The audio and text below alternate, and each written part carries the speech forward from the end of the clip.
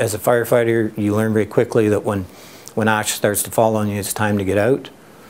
When there's a wall of flame, that's much more serious.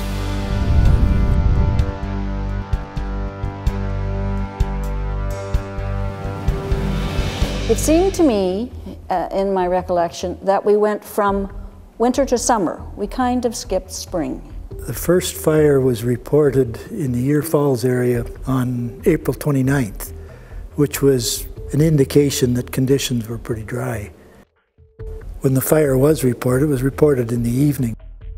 I believe we had a cancel aircraft at the airport at that time for a fire bomber, and it tried to go out but couldn't. It just couldn't fly. That was the day that the smog from Mount St. Helens was covering the area and there was no aircraft flying. Overnight, the wind stayed up and the humidity stayed low. We were expecting the winds to die down and the humidity to come up, and that not happening just didn't make much sense to us.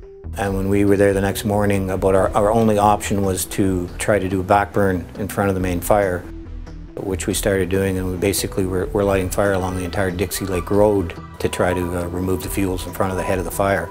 Unfortunately, that didn't work. It jumped to Dixie Lake Road and very quickly spread towards Gull Rock Lake. There were some cottages and camps threatened. We were trying to do some values protection on those at the same time. The fire is coming over the hill, this horrible mass of fire, and you've got these people standing there, you know, feet braced and ready to just kick ass. It was like that kind of feeling. It was really fantastic. So in the evening of the second day of the fire, there was a wind shift and the wind swung around to the south, so now the fire was spreading to the north.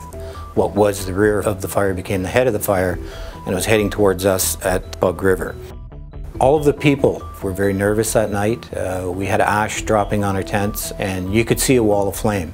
Well, the fire had burnt to Gull Rock Lake. It had taken out the hydro lines. Obviously, we were concerned about the safety of our own people.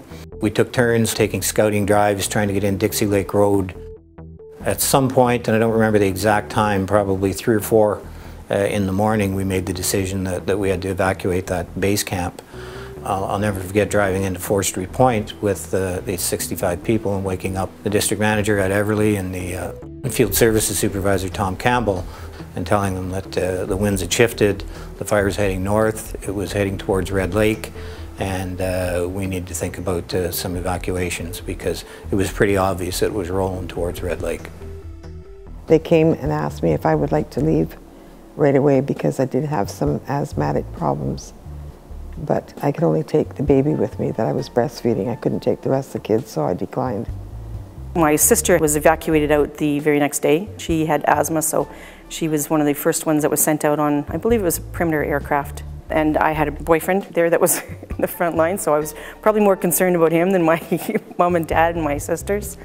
The important things were the pictures. Somebody told me the best thing to do was to bury them, so we basically went in the backyard, in the garden, dug a big hole, and put the garbage bags with the pictures inside and buried them there. And fire or no fire, they'd be safe. I had put my money in the freezer, and Angela had brand new figure skates, so I'd put those in the freezer so they wouldn't burn, and I left it all there. And I went to Winnipeg. I didn't have enough money to make a phone call when I got there. The cat was outside, the goalie equipment was safe. We were getting out, the neighbors were getting out, and if it should burn, well, it burns. What can you say? First we were told that we were going to be evacuated to Mackenzie Island. And having 4 children, and one of them being, well, a 3-year-old and a baby, I was kind of concerned that I was going to be stuck in the bush with these 4 children. So yeah, I had packed a lot of pick and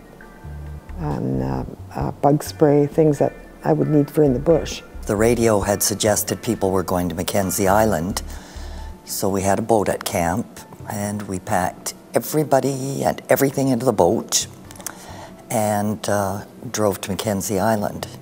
The plan was to move the people from Madsen, Sturt Olson, Red Lake, Bombertown to Koshner and Mackenzie Island. and that's what was communicated. Of course, you always have to worry about panic in these situations. So a communication system was set up, it was broadcasted on the radio. The municipal firefighters would go around sound sirens, meaning that you know, people had to move to Cochenour and Mackenzie Island. But what they didn't know at that particular time was arrangements were being made with the Air Force that if need be to airlift everyone out of the Cochenour Airport. I just remember like hordes of people just coming off of the ferry, and I remember a lot, the majority of the islanders like being very welcoming. At the time, my family had a small acreage in Sandy Bay.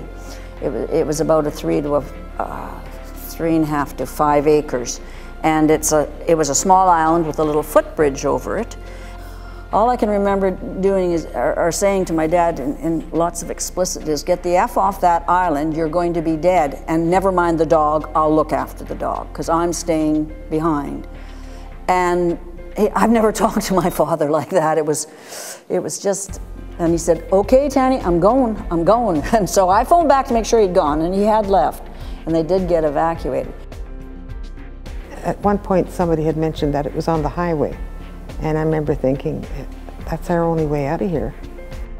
The fire burned across the highway between Harry's Corner and Bombertown, coming right up to the edge of Red Lake. So access now to Bombertown and Cochenour was cut off. I remember driving the highway from Bombertown into Red Lake before it was closed, 125, and seeing fire on either side, and driving down this sort of alley between the flames and thinking, oh my gosh, this is really frightening. And how do firemen do that? Go straight towards a fire when really what you want to do is go in the other direction. Jim Morley and I were asked to take a boat, go over to the golf course and walk into the community of Bombertown, because we had no idea. The houses in Bombertown could have been on fire for all we knew. And as we did that, as we went across the lake by boat, it was a solid wall of flame on the south side of Red Lake and the south side of Bombertown. For those people that had never experienced something like that, it must have been mind-boggling. And you could hear the Hercs on idle at the airport in Cochenour. The wind was blowing right towards us, and it didn't look like something that man could stop. It looked out of control. And I can remember looking at that thinking, there really isn't much hope here.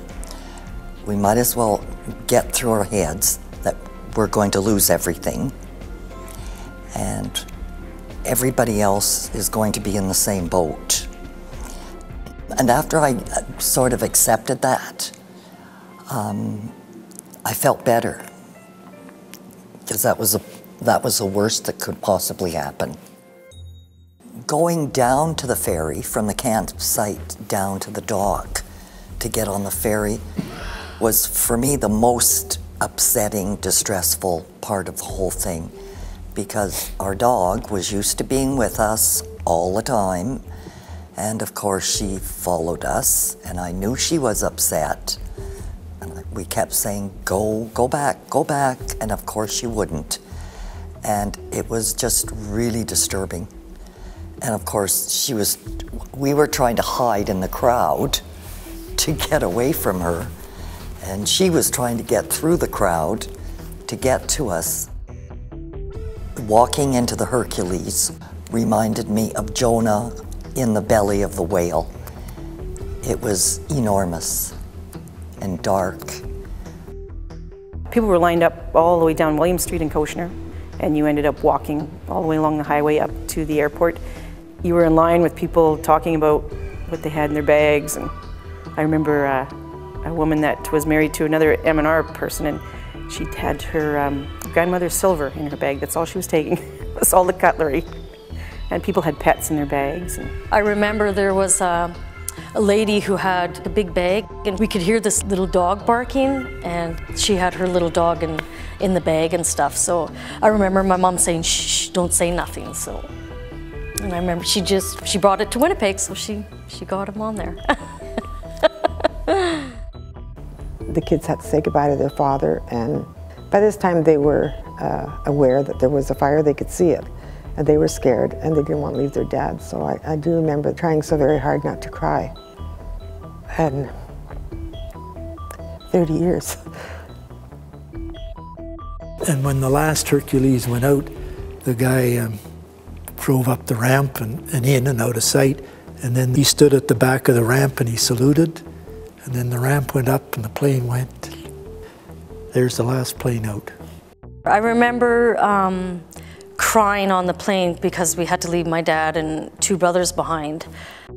I was concerned about my dad. He'd come back in, and when I was able to go back home a few days later, he said that it was a really eerie feeling. He got up one morning and there wasn't a sound, and he went outside because he didn't quite know if he was in a dream or if he was really in Cochenour, because there was nothing. There wasn't a person on the street.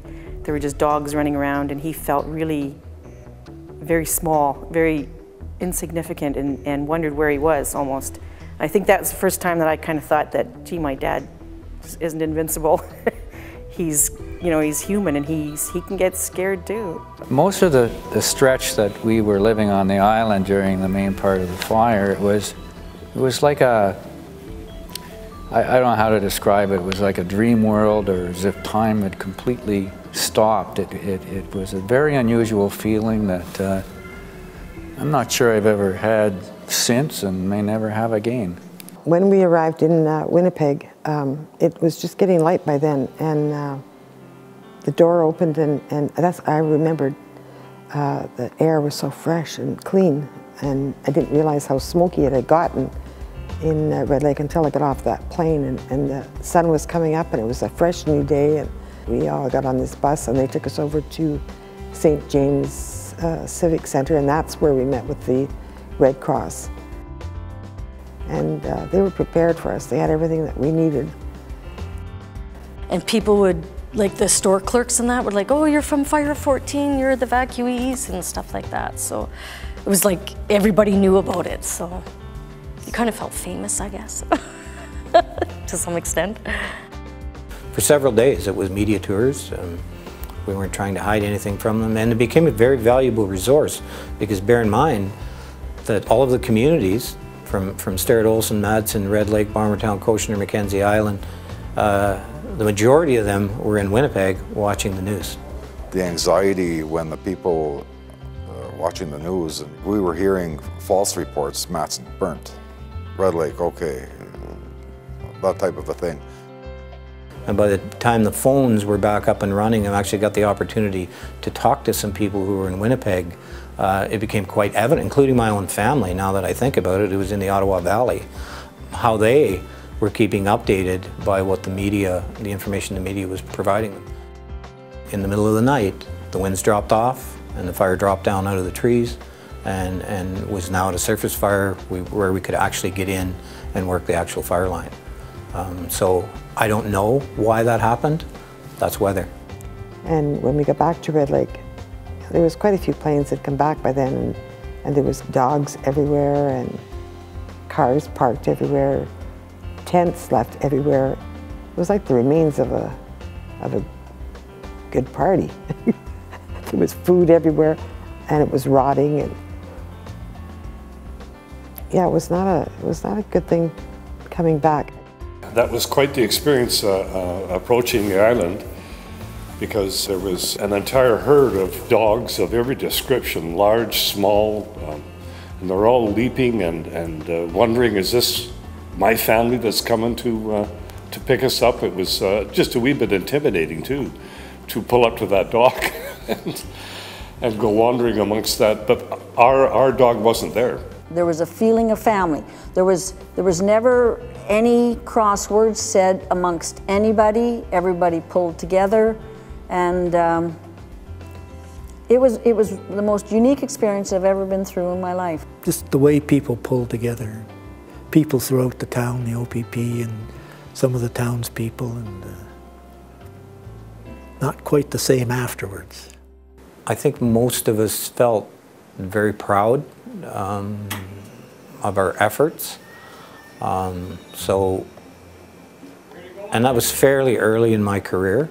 So I don't think I was prepared for the criticism that quite often you get when you work for the government. But they are taxpayers, And then the rumors run rampant as to what happened. The decisions that we may have made were in question. And at that particular time, I remember thinking that when the people left, we were heroes. Totally different story when they returned. To see just how close it had come to town, you realize what kind of a disaster it could have been. It was just that close. We went down the highway past where the fire started towards the TV Tower Hill and turned around, and you could actually see the mine head frames overland because there were no trees left on that side, and you could see overland right into Bombertown. I found this was one of the few times, maybe the only time, where I've really been caught up in something that was an unexpectedly dangerous in some ways event that authorities needed to take charge in a way they didn't usually. Although I was stepped back from it because I had decided I wasn't going to go, I really saw how that affected people and how you might feel about that, and I felt pretty resistive to it, I must admit. And I really felt for people who had others in their family who were ill, dependent, not in a good condition to be traveling, and still they had to somehow make that happen. I think the greatest thing I learned through that forest fire, and it's been reassured for me so many times in the last 30 years since, is that what small towns are about, and the coming together and the caring, like all the different things that people did for each other. People that they knew, people they didn't know, people that they didn't like, that they argued with the day before, and then they were helping out. It's just, when you get to a crunch, this town is such a fantastic place to be. And I think when I came back in that road, I knew that I wouldn't be moving out. And I think that's the first time that I really felt that. And now, should anything happen that as I get older and I think, you know, I might have to move for health reasons or whatever, it just rips my heart out to move, you know, to have to leave Red Lake because of the people that are here. They're pretty remarkable.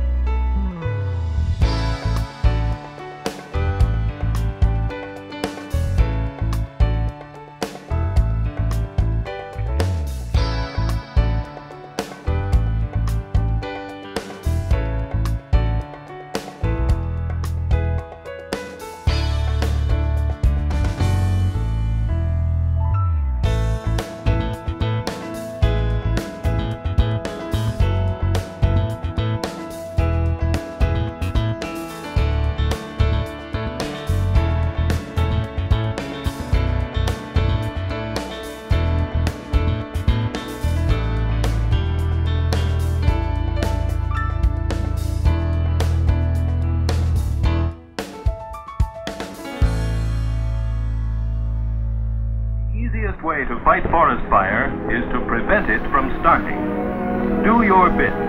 Be trained and keep fire out of the woods.